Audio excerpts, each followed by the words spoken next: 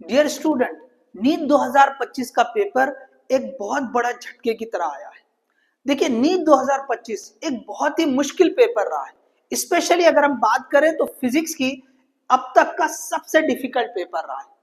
अगर आप नीट 2026 की तैयारी कर रहे हैं तो ये बिल्कुल सही टाइम है कि हम नीट 2025 के पेपर से जो भी स्टूडेंट इसको लिखे हैं उसमें जो गलतियां हुई हैं, या नीट 2025 के पेपर का जो डिफिकल्टी लेवल था ये हमें क्या सिखाता है, इसको समझे और नीट 2026 के लिए एक विनिंग स्ट्रैटेजी को बिल्ड करें।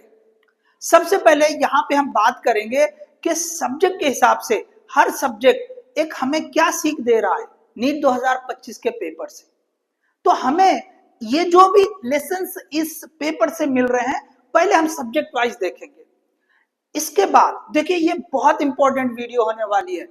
एक तो सब्जेक्ट के हिसाब से हम देख रहे हैं कि भाई हमें क्या लेसन्स मिल रहे हैं या हमें क्या सीखना चाहिए।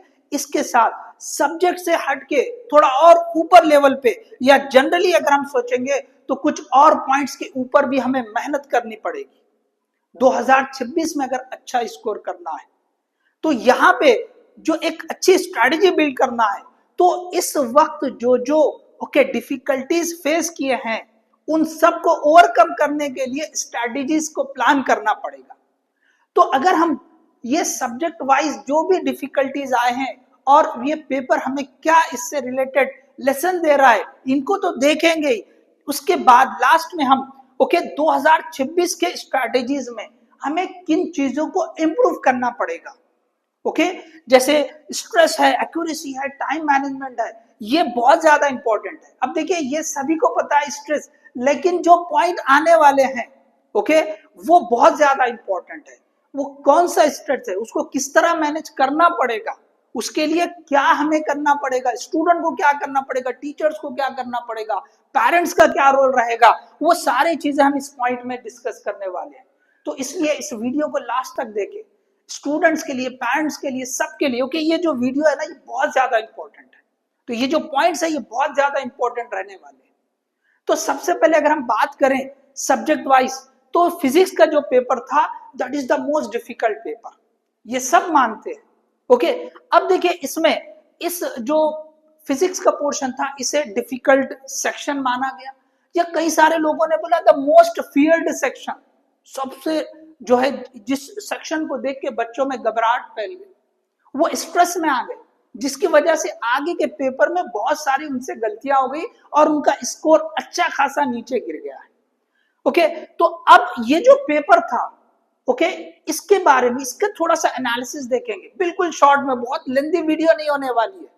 पॉइंट्स बहुत ज्यादा इंपॉर्टेंट है कि इस पेपर का जो कंसेप्चुअल लेवल था उसकी डेप्थ काफी ज्यादा थी।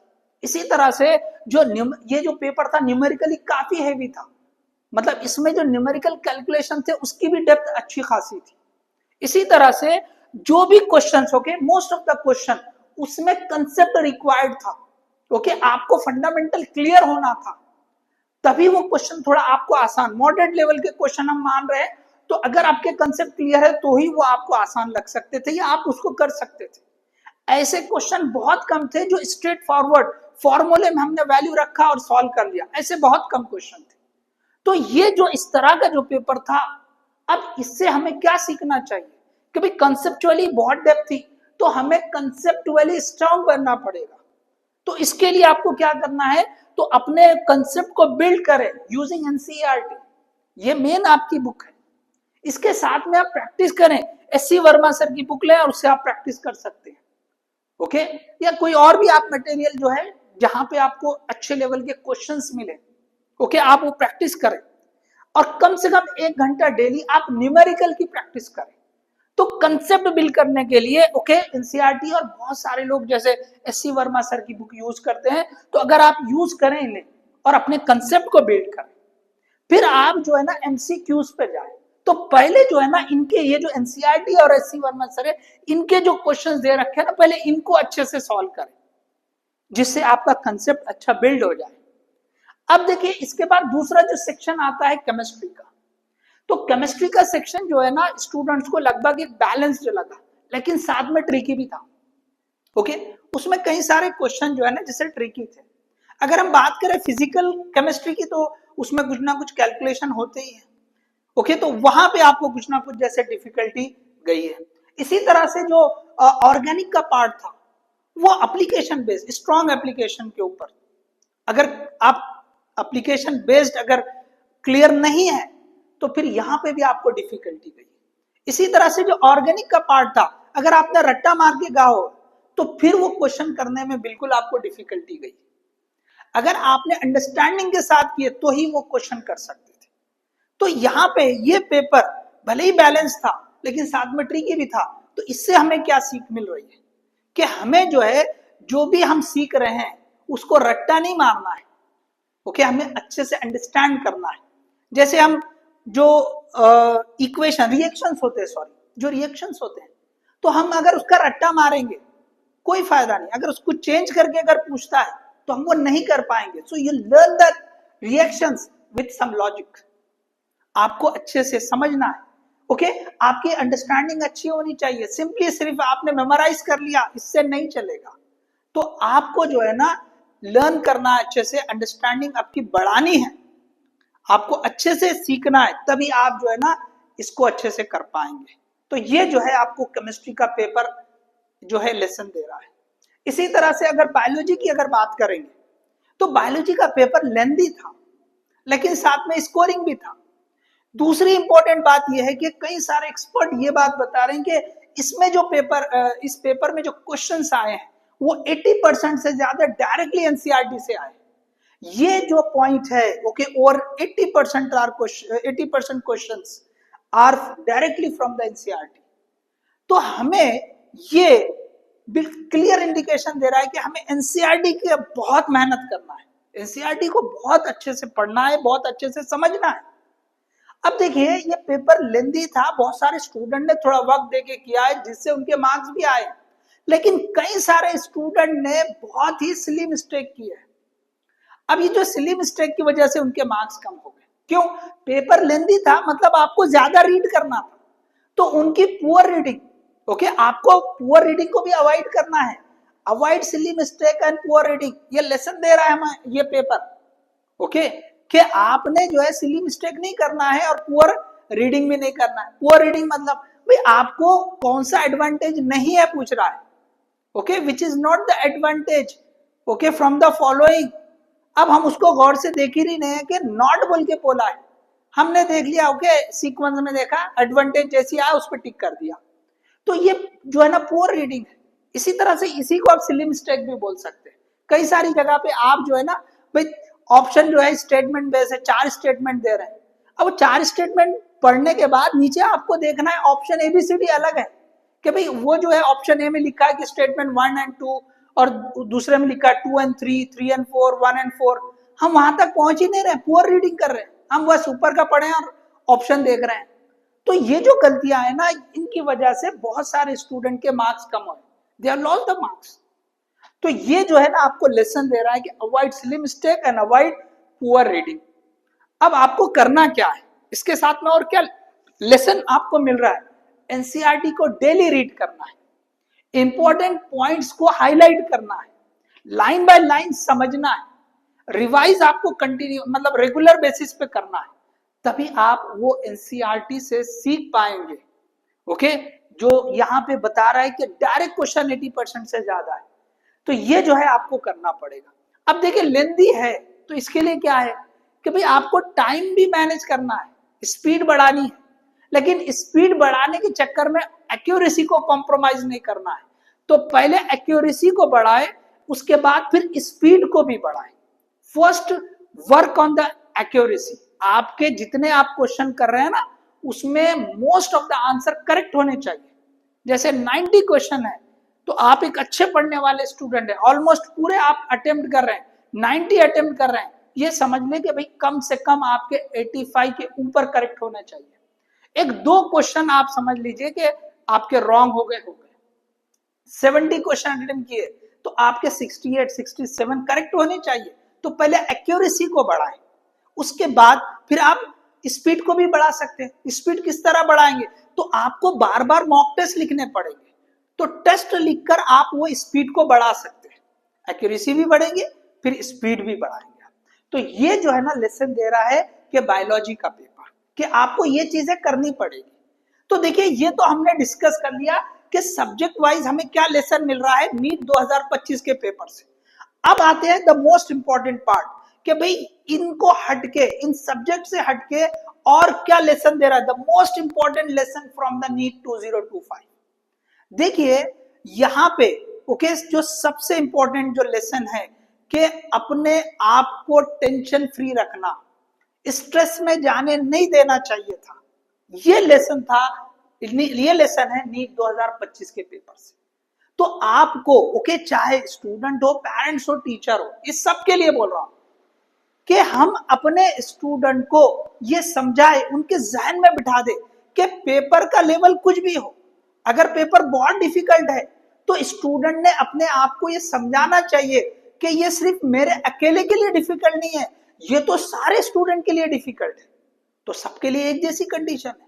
अगर पेपर काफी लेंदी है तो ये अकेले के लिए नहीं है, ये सबके लिए लेंदी है।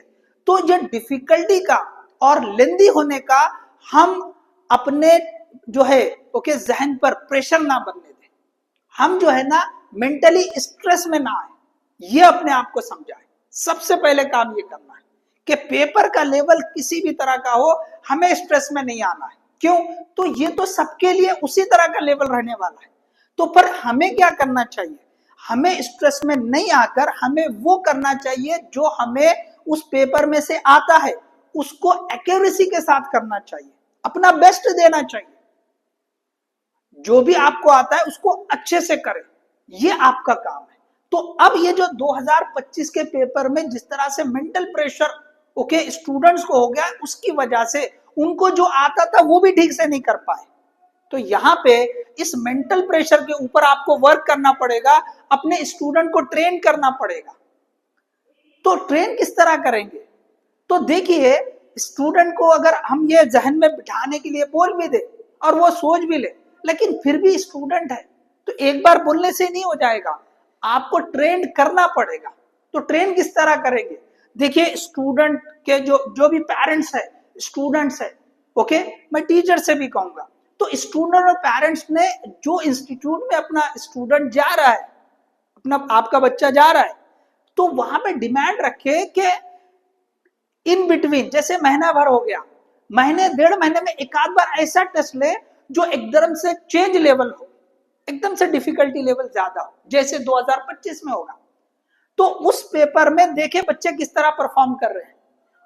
अगर वो इस बात को समझ रहे हैं कि भैया डिफिकल्टी लेवल का पेपर है, हमें इसके प्रेशर में नहीं आना है, हमें वो करना है जो हमें आता है, उसको अच्छे से करना है। हो सकता है पहली बार में वो ना करे, इसी तरह से परेशान हो जाए जिस तरह से 2025 में परेशान हुए, लेकिन यहाँ पे आप प्रैक्टिस कर रहे हैं, यहाँ पे अगर वो कम भी मार्क्स लेंगे तो प्रॉब्लम नहीं है। तो दूसरी बार फिर एक डेढ़ महीने के बाद इसी तरह का पेपर रखे। अगर ऐसे पूरे साल में 4 से 5 बार आपने टेस्ट ले लिए और बच्चों को बार बार ये समझाया कि भाई ये डिफिकल्टी लेवल के पेपर से परेशान नहीं होना है, हमें वही करना है जो हमें अच्छे से आता है। क्यों? तो देखो अच्छे से एक बात याद रखो, जो मेडिकल की सीट है वो आपके मार्क्स से मिलने वाली नहीं है, आपके रैंक से मिलने वाली है। पेपर का लेवल कम रहेगा तो आपको मार्क्स ज्यादा मिलेंगे, पेपर का लेवल टफ रहेगा तो आपको मार्क्स कम मिलेंगे, लेकिन आपका रैंक वही आना है। तो अगर आपने अपने आप को संभाला, मेंटल प्रेशर से बचाया, स्ट्रेस में आने से आप बचे, तो आप जो पेपर में जो भी कुछ चीजें आपके करने के लायक है वो अगर एक्यूरेटली कर लिया तो आपको उसके पूरे मार्क्स मिलेंगे। तो ये जो है ना आप अपने आप को ट्रेन करें। टीचर्स जो है इस तरह के 4-5 पेपर पूरे साल में ले नीट 2026 का पेपर आने से पहले, ताकि स्टूडेंट इस ये जो एकदम से प्रेशर स्ट्रेस वाली सिचुएशन में आने से बचे, वो उसके लिए ट्रेंड हो जाए कि हाँ भाई ऐसा हो सकता है, पेपर डिफिकल्ट आएगा, कोई इशू नहीं, इसमें क्या हमारे लिए करने के लिए है, हम उसको अच्छे से करें, एक्यूरेसी के साथ करें। अब देखिए उसके साथ में आपको जो है ना ये टाइम मैनेज भी करना है। क्यों? तो हो सकता है जैसे ये बायोलॉजी का पेपर था काफी लेंथी था, तो हमने जो है ना भाई जो क्वेश्चन आपको इजी लग रहे हैं या जो क्वेश्चन आपको मॉडरेट लग रहे हैं तो वो सेक्शन वाइज आप कंप्लीट कर ले टाइम फिक्स करके कि कि भाई इतने टाइम तक हमको ये सेक्शन को देना है। अगर वो टाइम बढ़ रहा है तो आप पहले दूसरे सेक्शन पे जाए, ताकि उस सेक्शन के जो आसान क्वेश्चन है, मॉडरेट क्वेश्चन है जो आप कर सकते हैं, पहले उनको भी कर ले। इसी तरह से तीसरे सेक्शन पर भी जाए। अब तीनों सेक्शन हो गए आपके इजी और मॉडरेट वाले क्वेश्चन हो गए। अब हो सकता है कुछ मुश्किल क्वेश्चन भी आपसे बन सकते हो, तो फिर आप आराम से उसके ऊपर वक्त दें। ऐसा ना हो कि हम जो है ना सीक्वेंस से आ रहे हैं और आगे के सेक्शन के आसान क्वेश्चन मिस हो जा रहे हैं, तो ऐसा भी नहीं होना चाहिए। इसीलिए बोला है कि ये जो टाइम मैनेजमेंट है वो भी इंपॉर्टेंट है। इसके लिए भी स्टूडेंट को ट्रेन करना पड़ेगा, उनसे हर बार पूछे कि बचे हुए पेपर से जो क्वेश्चंस है वो कितने करने आते हैं। इस बार नीट 2025 में कई सारे बच्चे ऐसे हैं जिन्होंने बायोलॉजी स्टार्ट किया, लेंथी पेपर था, और अगर उनकी बहुत डेप्थ में स्टडी थी तो उन्होंने अच्छा खासा पेपर सॉल्व भी किया है। उसके बाद वो केमिस्ट्री पे गए, और जब फिजिक्स पे आए तो उनके पास टाइम बहुत कम था। तो अब यहाँ पे अगर ये बोले कि फिजिक्स का तो पेपर बहुत ज्यादा डिफिकल्ट था सर, तो अरे भाई जो स्टूडेंट ने बहुत अच्छे से तैयारी की है उनसे 20-25 क्वेश्चन तो बन सकते थे, तो उनको वो करने के लिए बहुत ज्यादा मौका नहीं मिला, क्योंकि कुछ क्वेश्चन तो बहुत आसान भी थे ना भाई। ऐसा थोड़ी कि 45 के 45 क्वेश्चन पूरे मोस्ट डिफिकल्ट थे, ऐसा भी नहीं है। ओके, तो कुछ क्वेश्चन तो ऐसे थे जो आसान भी थे, और जिन लोगों ने बहुत अच्छे लेवल पे स्टडी की है तो उनके लिए 20 से 25 क्वेश्चन कर लेना कोई बहुत ज्यादा मुश्किल टास्क नहीं था। लेकिन प्रॉब्लम ये हुई कि जो टाइम नहीं था उनके पास, उसकी वजह से और भी ज्यादा प्रेशर में आ गए, जिससे वो क्वेश्चन नहीं कर पाए। तो ये जो है ना, ये जो चीजें आपके सामने आई हैं नीट 2025 से, हर पॉइंट के ऊपर आपको जो है वर्कआउट करना पड़ेगा। हर पॉइंट के लिए जो भी निगेटिव पॉइंट हो रहा है उसके लिए आपको वर्कआउट करके उसको ओवरकम करना पड़ेगा, उसके लिए आपको ट्रेंड होना पड़ेगा। तो ये था कि भाई आपको नीट 2025 से क्या सीखना चाहिए, या ये नीट 2025 का पेपर हमें क्या लेसन देता है। अगर ये वीडियो आपको ऐसा लगता है कि बहुत ज्यादा जैसे ये बेनिफिटेड है, मैंने बहुत कोशिश की है कि भाई सारी चीजों को अच्छे से बताऊं, तो ये वीडियो आप ज्यादा से ज्यादा शेयर करें, इसको लाइक करें। कुछ अगर डाउट है जो भी है तो उसके लिए आप कमेंट करें, और इस चैनल को जो है सब्सक्राइब करें। So all the best, thank you.